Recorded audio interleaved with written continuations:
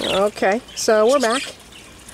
And that's Narcissa, who was with me, the female dilute. And when I took them all out of their cages to move them back out here, what I found is that she has gone extremely light. She ate and drank practically nothing the whole time she was gone. Other birds were not like that. But, for instance, no, that's, where is she? She's way back there in the corner. Athena was totally fine, beefy and everything else. But Narcissa apparently suffered from nerves and ate very little while she was gone. I see her little breast sticking out now, which means she's eaten this afternoon since I put her back in the cage. But striking what a toll it took on the one bird. And then the other one over here that didn't hold up very well is Vulcan over here. He was very, very light when I pulled him out of the cage. That's Narcissa's brother. The dilute right here is Narcissa's brother. That's not who I'm talking about. He actually did fine.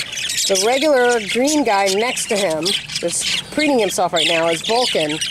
And he was also extremely light. Clearly didn't eat much while he was gone. So, Peabody, fat and sassy. Bluebird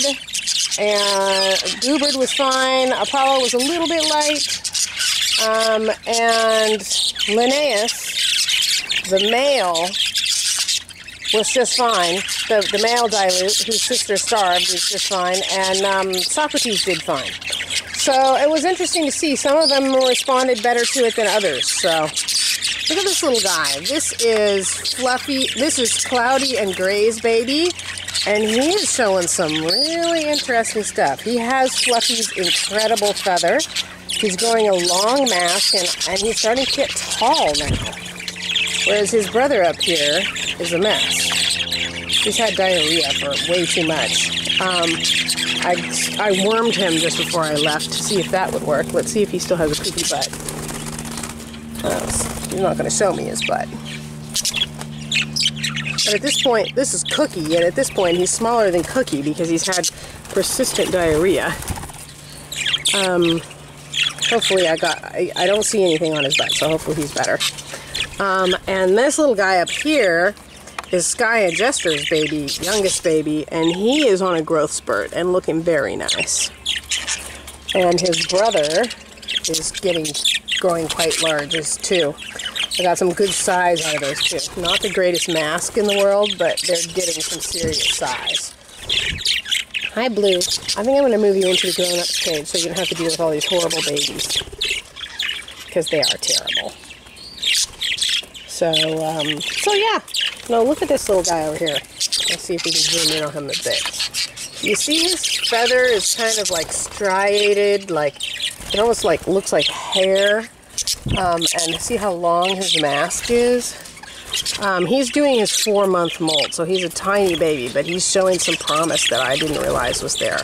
And he is, of course, going into my recessive pied line, because he has a recessive pied spot, and he's getting bred to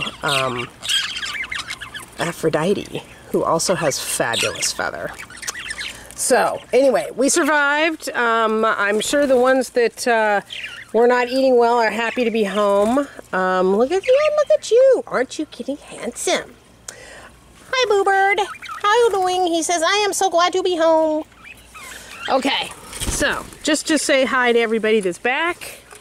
And just interesting, just an observation. Some of them did just fine on the eating thing, and others of them clearly went off their food. So, who knew?